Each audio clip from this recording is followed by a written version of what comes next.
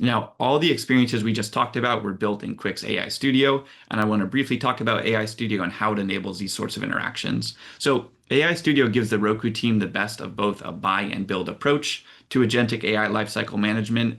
It provides flexible tooling for Roku to build exactly how they want without fitting their experience into limited templates, being limited by the large language models available to them, or by being hamstrung by simple debugging and testing tools that limit confidence when deploying agentic AI at enterprise scale. Quiq handles the maintenance, scalability, and ecosystem required to power an agentic AI agent across all customer touchpoints, while Roku gets the observability, flexibility, control they want. And Matt's going to talk about this piece more in a little bit.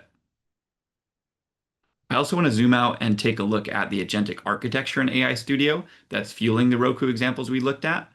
This architecture enables the agent to adapt to conversations naturally as they're occurring. So the first step in this process, which we can see here, is taking that customer input combined with the conversation context and external context to determine what process guide the agent should be leveraging.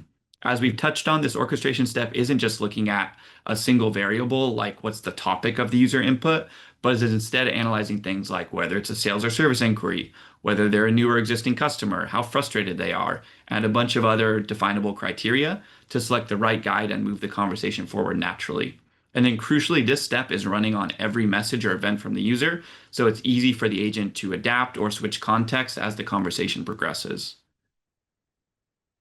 And then, as we mentioned before, process guides have access to specific tools and systems.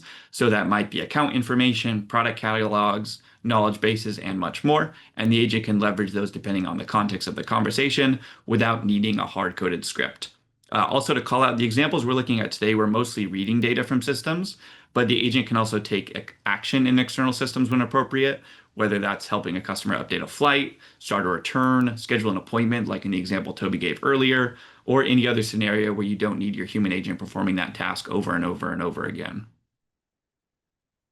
And crucially, all of these steps and actions are going to run through a series of guardrails and alignment steps that are fully customizable and fully transparent, so Roku can feel confident that their agent's going to stay on task and in scope of what it's meant to do, while giving it the agency it needs to handle the wide range of customer requests that Roku receives.